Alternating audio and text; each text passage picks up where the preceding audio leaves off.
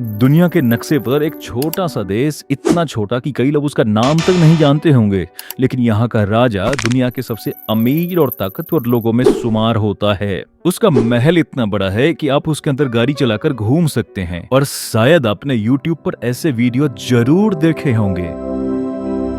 सुल्तान हसन अल Bolkiah मानो धरती पर भगवान हूँ। जहां इस किंगडम की हर तस्वीर किसी ख्वाब जैसी लगती है। लेकिन जब मैंने इस देश को गहराई से समझना शुरू किया तो महसूस हुआ इस चमक के पीछे कुछ ऐसा है जिसे जानबूझकर छिपाया गया है। यह लग्जरी की ऊंची दीवारों के पीछे छुपी है एक गहरी खामोशी, और अमीरी के उजाले में दफन है कई दर्दनाक राज जिस पर कोई बात नहीं करता। और यही इस कहानी का सबसे गहरा सच है।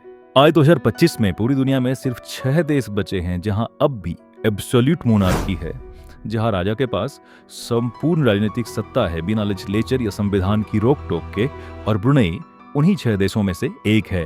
ब्रुनेई बोर्नियो द्वीप पर बसा एशिया का सबसे छोटा देश, जो कुछ दशकों पहले तक एक गरीब और फटेहाल इलाका हुआ करता था। एक ऐसा देश जहां गरीबी का डर इतना गहरा था कि कभी राजा भी फटे पुराने कपड़े पहनता था। और चूंकि 1929 में इस जमीन के सीने से तेल फूटा, इसलिए उसी दिन इस धरती की तकदीर हमेशा के लिए बदल गई। तेल के हर बैरल ने इस सल्तनत के सुल्तान हसन अल बोलकिया के परिवार को उस ऊंचाई पर पहुंचा दिया, बड़े बड़े शाही घराने जहां पहुंचने के बस ख्वाब ही देखते हैं।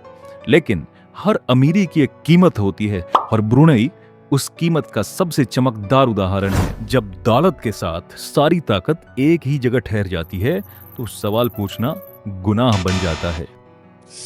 ब्रुनेई की यह कहानी किसी फेरी टेल जैसी लगती है, जहां सड़कें साफ हैं, टैक्स जीरो है और हर नागरिक को घर और इलाज मुफ्त है। कागजों पर यह देश सच में हेवन ऑन अर्थ लगता है। पर ब्रुनेई की यह खामोश चमक सिर्फ बाहर से परफेक्ट दिखती है, अंदर से यह कॉन्ट्रास्ट से भरा पड़ा है।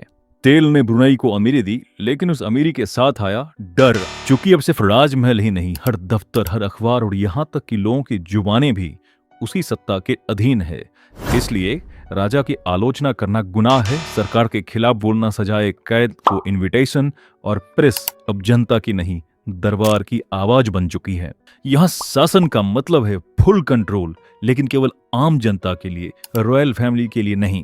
क्योंकि जिस सुल्तान को दुनिया रॉयल और रिलीजियस परफेक्शन का सिंबल मानती है, उसके महल में रंगीनियत का आलम ही कुछ और है। दुनिया के सबसे विशाल शाही महलों में से एक, 1788 कमरे, 257 बाथरूम, सुनहरे दरवाजे, गहनों और झूमर से सजे राजमहल जिसका नाम इस्ताना नूरुल ईमान है, का मानी होता है रोशनी का महल। ये सिर्फ एक पैलेस नहीं, बल्कि राजा की ताकत का सिंबल है, जिसका हर एक दरो दीवार मार्बल और सोने से सजा हुआ है।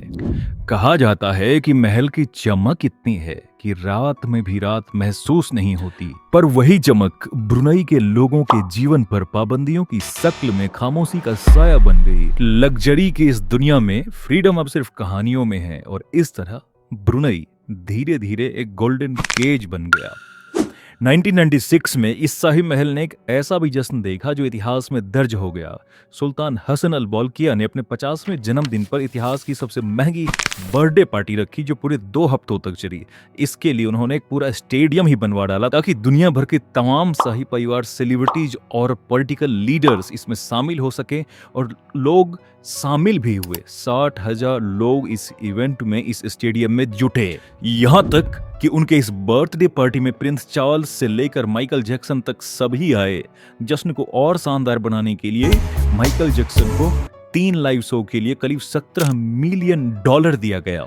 बाद में सुल्तान ने अपने 3000 खास मेहमानों के लिए शाही डिनर दिया, जिसमें हर मेहमान को गोल्ड मेडल्स बतौर गिफ्ट दिया गया।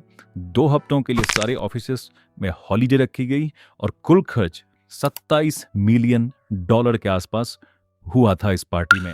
एक समय पर सुल्तान का छोटा भाई प्रिंस जैफरी बोलकिया भी अपनी गलत लत के कारण कुख्यात था, जिसने सिर्फ अपनी मौज के लिए 2000 से ज्यादा गाड़ियां खरीद रखी थी। फेरारी, रोल्स रॉयस, बेंटले, हर मॉडल, हर रंग, हर सीरीज के और बाकी चीजों का तो कहना ही क्या। महलों के अंदर सीक्रेट वॉल्ट्स बने थे जहां करोड़ों डॉलर के गहने और लग्जरी सामान दबे पड़े थे।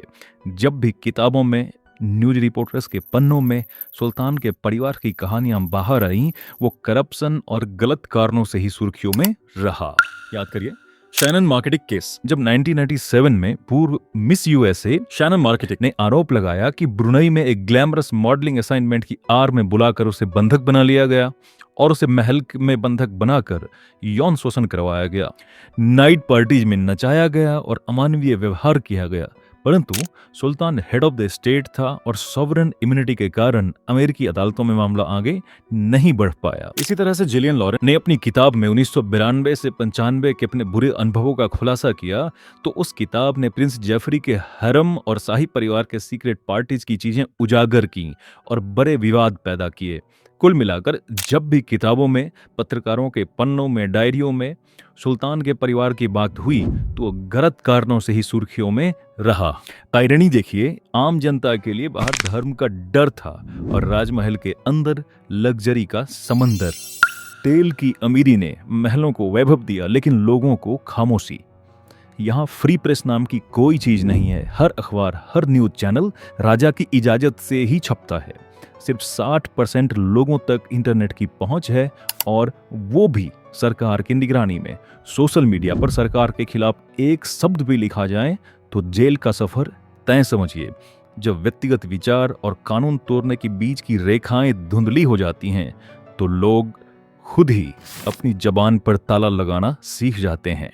और ब्रुनई में डर की एक अदृश्य दीवार हर जगह खड़ी है। यहाँ अमीरी सबकी है पर आजादी सिर्फ एक की। क्या आप यकीन करोगे कि यह वही देश है जहां सरिया लॉ के नाम पर सख्ती दिखाई जाती है पर नागरिकों से यह नहीं पूछा जाता कि वो चाहते क्या हैं। यहाँ एडल्ट्री और होमोसेक्सुअलिटी की सजा डेथ बाय स्टोनिंग यानी पत्थर से मार मार कर सजाए मौत है। चोरी करने के लिए हाथ काटने की सजा है। झूठ बोलने पर कोरे मारने की सजा है। शराब पीना, जुआ खेलने पर सख्त पाबंदी है और ड्रग्स रखने पर सीधे सिर कलम करने की सजा है। इस्लाम के अलावा दूसरे धर्मों को बहुत लिमिटेड फ्रीडम दी गई है। उदाहरण के लिए चर्च या मंदिर सार्वजनिक रूप से प्रचार नहीं कर सकते और साथ ही नॉन मुस्लिम्स का लाइफ स्टाइल कंपैरेटिवली अच्छा नहीं है। यहाँ ब्रुनई की कहानी एक ऐसे हेवन ऑन अर्थ की है जहां अमीरी तो है पर आजादी कतई नहीं। लग्जरी ने इस देश को रोशन जरूर किया है लेकिन उसी रोशनी में लोगों की आवाजें जलकर खामोश हो गईं। ब्रुनई का हर नागरिक जानता है यहाँ गलती शब्दों में नहीं, सवालों में होती है। ब्रुनई सिस्टम और इंसान के उस रिश्ते की कहानी है जहां सिस्टम का ताकत हमेशा इंसान की आजादी पर भारी पड़ जाता है। ब्रुनई हमें एक सच्चाई दिखाता है, एक सच्चाई सिखाता है कि हर अमीरी की एक कीमत होती है और शायद यही इस कहानी का सबसे बड़ा सबक है कि बाहर से बहुत परफेक्ट दिखने वाली हर जगह जरूरी नहीं अंदर से भी बहुत अच्छा हो। हर बार जब कोई सत्ता, धर्म या वैभव इतना बड़ा हो जाए कि उसके नीचे इंसान की आवाज ही दब जाए तो उस कहानी को सुनना जरूरी हो जाता है। इतिहास हमेशा ताकतवरों को ही नहीं बल्कि उन लोगों को भी याद रखता है जिन्होंने सच बोलने की हिम्मत की। यूट्यूब और अन्य सोशल मीडिया पर ब्रुनई जैसे देश के सुल्तान की तारीफ अगर केवल धन के लिए हो रहा है तो हमें सोचना पड़ेगा कि हम किधर जा रहे हैं। ब्रुनई में भले ही मीडिया की नजरों में सब कुछ अच्छा है लेकिन वीटी टेल्स चैनल पर हमारी रिसर्च में लग्जूरियस वेल्थ के अलावा वहां कुछ भी कम से कम उतना पॉजिटिव तो नहीं है जितना सोशल मीडिया पर दूसरे वीडियोस में दिखाया जा रहा है। विकीटेल्स का यह वीडियो अगर आपको ब्रुनई के बारे में एक अलग नजरिया देता है और वायरल सोशल मीडिया कंटेंट्स के बारे में कुछ सोचने के लिए मजबूर करता है तो इस वीडियो को लाइक करके शेयर कीजिए और चैनल को जरूर सब्सक्राइब कीजिए।